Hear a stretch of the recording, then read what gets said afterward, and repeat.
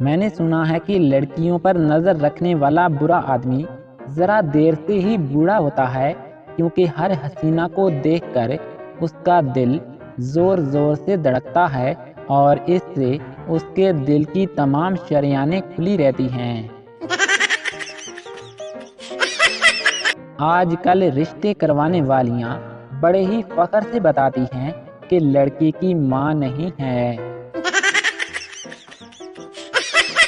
ایک بچہ خوش ہو کر دوسرے بچے سے، میں نے سنا ہے کہ تم دوسرے بچوں سے یہ کہتے ہو کہ میں بہت ذہین اور عقل مند ہوں۔ دوسرا بچہ، ارے بھائی تمہیں تو پتا ہے مجھے جھوٹ بولنے کی عادت ہے۔ باپ نے بیٹی سے پوچھا، بیٹی یہ بتاؤ کہ مرچوں میں کون سا وٹامن پایا جاتا ہے؟ بیٹی نے جواب دیا کہ ابو وٹامن سی۔ باپ، وہ کیسے؟ بیٹی، کیونکہ ابو جب ہم مرچیں کھاتے ہیں تو سی سی کرتے ہیں۔ ایک نیا شادی شدہ جوڑا مر جاتا ہے اور جنت میں چلا جاتا ہے۔ وہاں جا کر فرشتے سے کہتے ہیں کہ ہماری یہاں بھی شادی کرواؤ۔ فرشتہ کہتا ہے کہ مجھے 5 سال دو۔ 5 سال کے بعد وہ دونوں جاتے ہیں فرشتے کے پاس کہ اب ہماری شادی کرواؤ۔ فرشتہ ان کا نکاح کروا دیتا ہے۔ 10 دن کے بعد دونوں میں لڑائی ہو جاتی ہے اور فرشتے کو کہتے ہیں کہ اب ہماری طلاق کرواؤ۔ فرشتہ کہتا ہے، او خدا دا خوف کرو، پہلے میں نے جنت میں 5 سال محنت کے بعد ایک مولوی ڈھونڈا ہے اور اب تم جنت میں وکیل مانگتے ہو؟ ناممکن۔ 10 سال کے بعد اس کے نمبر پر میسج کیا، کیسی ہو؟ آگے سے جواب آیا، امی کی شادی ہو چکی ہے انکل، آپ بھی شادی کر لیں۔ وہ مجھ سے پوچھنے لگے، جی کون ہو آپ لوگ؟ تو میں نے بھی سینہ تان کر کہہ دیا، ویلے لوگ، کوئی تکلیف؟ ایک دیہاتی کے پاس ایک انگریز بطور مہمان ٹھہرا۔ دیہاتی نے مکئی کی روٹی پر ساگ رکھ کر دیا تو انگریز نے ساگ کھا کر روٹی واپس کر دی اور کہا، یہ اپنی پلیٹ واپس لے لو۔ ایک دفعہ چند لڑکوں کا ایک انگریز سے سامنا ہوا۔ ایک لڑکے نے انگریزی میں باتیں کرنا شروع کی۔ انگریز نے اسے تھپڑ دے مارا تو دوسرے لڑکوں نے مارنے کی وجہ پوچھی تو انگریز نے جواب دیا، اس کو اس لیے مارا ہے کہ اسے اتنی انگریزی آتی ہے، لیکن پھر بھی یہ امریکہ نہیں آتا۔ بیٹا باپ سے، ابو میرے سینگ کیوں نہیں ہیں؟ باپ، کیوں بیٹے؟ بیٹا، کیونکہ ماسٹر صاحب کہتے ہیں کہ تم تو اللہ میاں کی گائے ہو گائے۔ ایک بوڑھی عورت نیند نہ آنے کے مرض میں گرفتار تھی۔ ڈاکٹروں سے مایوس ہو کر وہ ایک مارے ہپنوٹزم کے پاس گئی۔ وہ بھی انہیں بٹھا کر بہت دیر تک، آپ سو رہی ہیں، آپ کو نیند آ رہی ہے وغیرہ وغیرہ کہتا رہا، مگر بات نہ بنی۔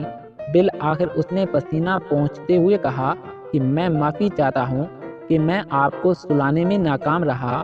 اس بات پر بوڑھی عورت نے کہا، خیر تم بالکل بھی ناکام نہیں ہوئے ہو، کم از کم میری ٹانگیں تو سو گئی ہیں۔ عورتیں کتنی محنتی ہوتی ہیں، مثال ضرور دیں۔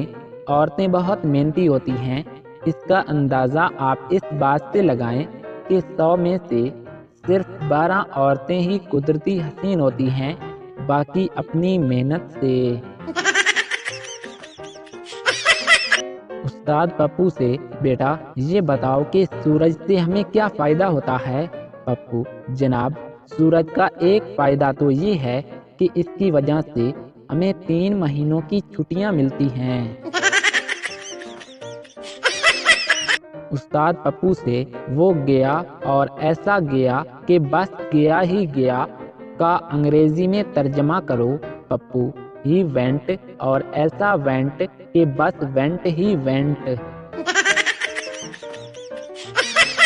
اکاؤنٹنٹ کی بیوی نے اپنے شوہر سے پوچھا، یہ افراط زر کیا ہوتا ہے؟ اکاؤنٹنٹ بولا، پہلے تمہاری عمر 21 تھی، کمر 28 تھی اور وزن تھا 50 کلو، اور اب تمہاری عمر 40، कमर 42 और वजन है 80 किलो। तुम्हारे पास अब सब कुछ पहले से ज़्यादा है, फिर भी वैल्यू कम है। यही अफराते ज़र है। मुआशियात इतनी मुश्किल नहीं अगर सही मिसाल देकर समझाया जाए। एक पर्चे में सवाल आया कि पेंटर किसे कहते हैं। एक बच्चे ने जवाब दिया कि मेरे ख्याल में पेंटर पे से शुरू होता है और पेंट भी पे से, इसलिए मुझे लगता है कि पेंट सीने वाले को पेंटर कहते हैं।